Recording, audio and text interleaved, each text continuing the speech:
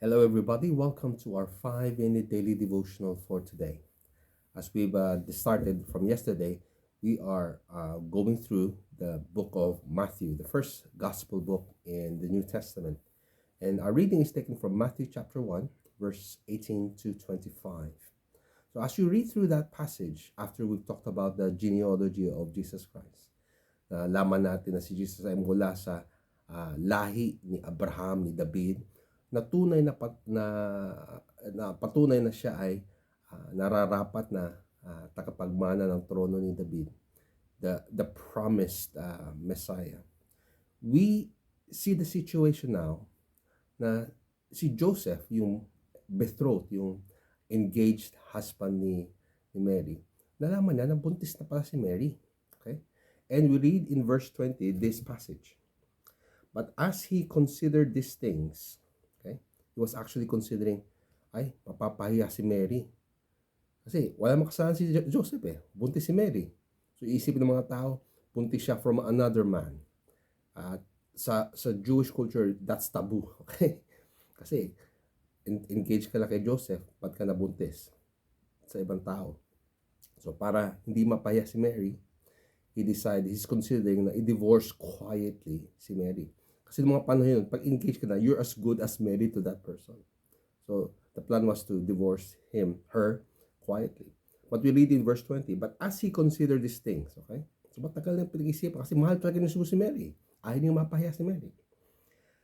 He considered these things, behold, an angel of the Lord appeared to him in a dream, saying, Joseph, son of David, do not fear to take Mary as your wife.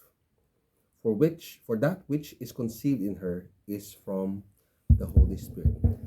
The angel goes on to say that this child will be called Emmanuel, God with us. So Joseph knew that this baby is the fulfillment, katuparan ng pangako ng Diyos para sa tagapagligtas na Messiah ng mga Hudyo. So the fear that he had is not for himself, it's for Mary. But he was assured by the angel, do not fear. Okay? So napansin nyo ba, minsan may mga pinapagawa sa atin ng Diyos. Okay? O, gawin mo to. O, punta ka doon. Okay? Sa case ni Joseph, matakot na pakasalan to si Mary. Okay? Minsan yung pangamba, ay ba't mahirap gawin yan? Hindi ko kaya yan. Ano sasabihin ng mga tao? If that prompting that you receive is from God, I'm pretty sure God will remind you, God will assure you, do not fear. The Holy Spirit will be with you, give you strength and boldness. So as we go through the first few days, even through the rest of the year of 2026, if God is prompting you to do something that gives you anxiety or makes you uncomfortable, ask God, Lord God, is this from you? Ito ba'y gusto mo talagang gawin ko? And if so, I'm pretty sure God will say, do not fear. And as we read in verse 24, Joseph woke from sleep, and he did as the angel of the Lord commanded him.